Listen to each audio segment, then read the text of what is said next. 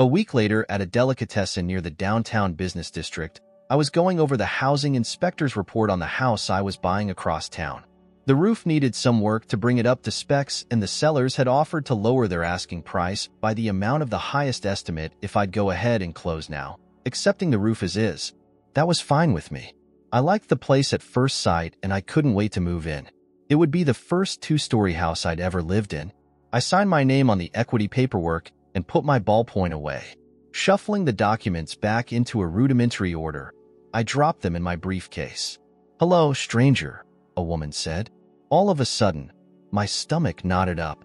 I looked up to see a tall, very pretty brunette standing quietly beside my table. I stood up slowly. "Hello, Sherry," I said. We looked at each other for a long moment. I shook off the shock. "Where are my manners?" I remarked. "Please, would you join me?" I reached out to pull the chair near me out from the table. She nodded and sat down in a sinuous movement. I didn't remember she had that much grace before we were divorced, but memories are always suspect. We remember the last thing we see of a person, and my last view of Sherry hadn't been a flattering one for her. "Thank you," she said. We looked each other over very closely for a space. She smiled. "I wasn't completely sure you wouldn't yell at me and chase me off," she said slowly. "Like the last time we talked." I felt a faint blush begin rising up my neck. I should apologize for the way I spoke to you that day," I said quietly, trying to suppress the rush of blood that was threatening to make my ears glow. No matter what had happened, I had no call to use obscenity and four-letter words like that. "That's okay," she said, her eyes searching my face for a clue as to what I was thinking. I shook my head. "No, I'm embarrassed when I remember the way I acted that day, Sherry. Mom and Dad didn't raise me to talk like that. Mom would have boxed my ears good for that kind of language." "Well, it's long past, and you did have some awful strong provocation, Ron," she said softly. It was her turn to blush at the memories. "Like you said," I remarked, "it's in the past. That was what, almost 4.5 years ago? No, a little more, isn't it?" She nodded. "We're coming up on being 5 years older than we were when we separated," I said carefully. 5 years wiser, you think?" she asked tentatively. "I like to think so," I answered, trying to be as honest as I knew how. "Sometimes I don't always measure up, but I try." "So do I," she said gently. We spoke quietly for another 30 minutes until she had to leave and go back to work. While we talked, I watched her every movement. Each one was familiar, but, at the same time, not the same as I recalled.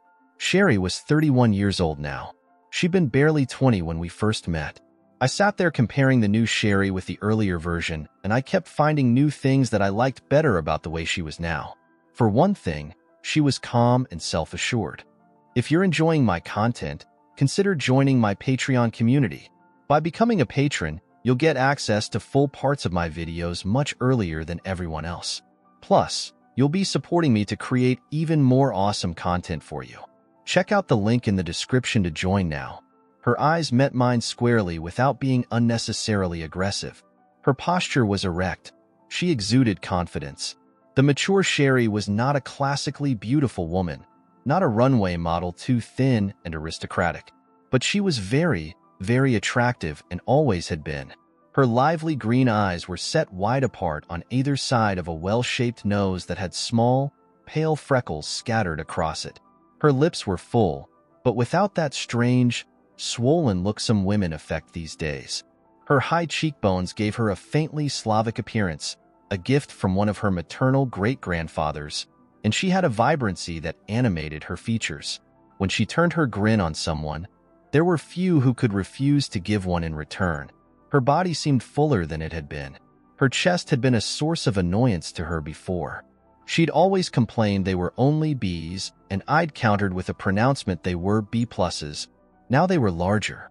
I was willing to bet my Girl Watchers of America membership card that she now wore C-cup bra. I couldn't think of a polite way to ask, though. There are some questions one does not ask one's ex-wife. "Well," she said, looking at her wristwatch, "I have to go or the boss is going to have a kitten." I surprised myself with how disappointed I was at her leaving. I stood up with her. She hesitated and wet her lips before saying anything more. "Ron, can we go somewhere sometime and talk?" I mean, without having to get up and leave because we have to be somewhere? I looked at her for a long moment. There'd been a faintly pleading note in her voice. Would you like to go out at dinner sometime? I said impulsively. We could talk then. She smiled. There was a flash of pleasure in her eyes. Tomorrow is Friday, she suggested delicately. Someplace open and neutral? I asked. Golden Corral? She suggested. The buffet-style restaurant seemed a good choice to me too. She wrote her cell phone number down on a napkin and tucked it in my shirt pocket for me. She said she was never more than a couple of feet away from her cell phone. When she bent over to use the table as a desk, her V-necked blouse fell away a little. Her bra was definitely a C-cup. She'd meet me at the restaurant just built out on the loop. She didn't think she could make it before 8 p.m. I told her I'd be there. As Sherry walked away, I saw she still had the same trim ankles and beautifully sculpted calves and thighs she'd had when I first met her. I remembered she'd always had a graceful way of carrying herself, pausing before she went out the door. She turned back and smiled warmly at me. I did some deep soul searching that evening, and most of the next day too. I was still on an administrative leave of absence and hadn't gone into my new office except to let them know I was around. A week from Monday would be my first day at work. I'd found the house very soon in my search and had already taken care of all the myriad of little details one must do when one moves long distance.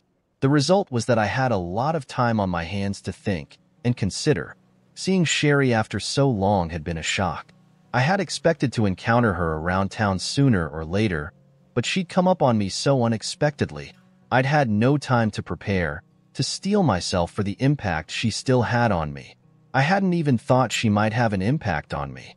We'd been divorced a little more than 4 years and separated 4 years and 6 months, give or take. It had been a long time since I'd seen her. I hadn't bothered to go to the final court hearing, and my attorney told me she hadn't either. We hadn't seen each other for a very long time. I was caught off guard by the fact she could still make my pulse race. I could recall exactly what it was that she'd done to me. That was never in doubt. I could summon vivid images and bring them into sharp focus. For a long time, I kept the printouts of the pictures I'd taken that night, but I'd shredded them when I left for Afghanistan. I remembered the sense of relief and satisfaction I'd felt when they'd become just scraps in the bottom of a plastic canister beneath the shredder. But when I reached for the anger I'd felt back when I first found out about Sherry's infidelity, when I tried to touch the deep pain and sense of loss, I could find only the remembrance of them, not the rage and hurt themselves. I was astonished at myself. I wondered why I no longer felt the pain, but I couldn't hit upon an explanation that satisfied me.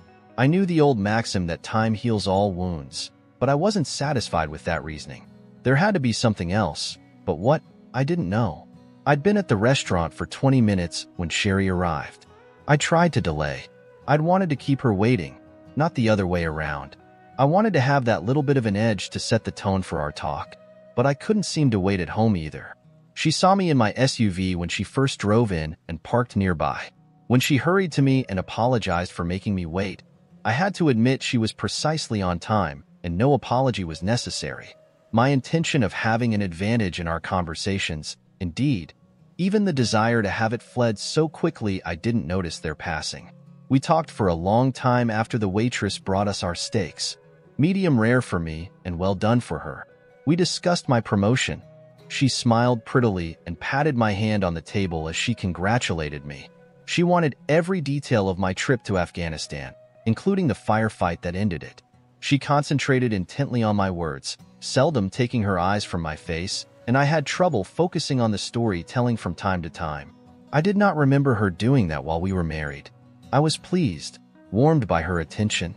There was once, when I touched my left shoulder to indicate the one that had been wounded, that she left her seat across the 4x4 table from me and sat on my left. She demanded to see the scar, and I couldn't refuse her. I unbuttoned 3 buttons of my shirt in front of everyone and pulled the collar far enough over to show the dime-sized dimple that was all that remained. She touched it softly with her fingertips and turned her face to me. I could barely keep from kissing her. I don't know what she would have done. She resumed her seat before I embarrassed myself. Melissa's diary. Well, I'll be darned. I don't know how she managed it, but Sherry managed to hook up with my brother just a few days after he got to town. She swears it was just a coincidence that she found him in a cafeteria or something where he was eating lunch, and I don't know how she'd have known where he was. So I guess I'll believe her for now. I'll never know how she got him to go out with her the next night. Darn, that girl works fast. She said they went to Golden Corral, which is brightly lit and open and all of that. So neither of them felt pressured or anything. She said they talked for a long time, and Ron let her tell him everything she'd practiced saying for the last 2 years that I know of. She said she apologized for doing what she'd done and told him how ashamed of herself she was for having let that jerk do anything with her in the first place, much less for continuing to see him after she got home. She said she told Ron that there was no excuse and she wouldn't try to tell him there was. Ron, bless my big brother's heart, evidently didn't try to hurry her or cut her off or make her feel like any more of a heel than she already did. Sometimes that big lunk manages to do the right thing in spite of himself. When she got through making a separate apology for hurting him and for being deceitful and sneaky and everything else she could think of, she said Ron smiled and told her it was awfully hard to be mad at someone who admitted everything right up front. He told her that somewhere between here and Denver, and that horrible Afghanistan place, and then back here, the anger and bitterness had died. He hoped her bitterness had too. Well, Sherry said she told him she hadn't felt bitter about anything except the things she'd done, and Ron told her he thought it was time for her to let that go too. He said it was like all that had happened to 2 other people.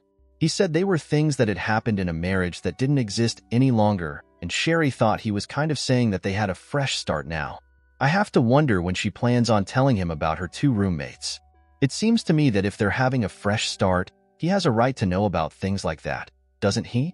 Anyway, she said she cried for an hour. She was so happy when she got home. She felt like a huge load had been lifted off her shoulders. I tried to tell her that she had to go slow because he might suddenly remember some of that terrible pain he'd felt back then, and everything could change in a heartbeat. I don't think she listened, though. The next thing she said was how she loved him more than she had when they were first married. She said when she realized that, she cried for another hour. And that was, oh, hell, now I'm crying too. And Cal has told me before that I can't do that over the keyboard or it'll short out or something. I have to stop now.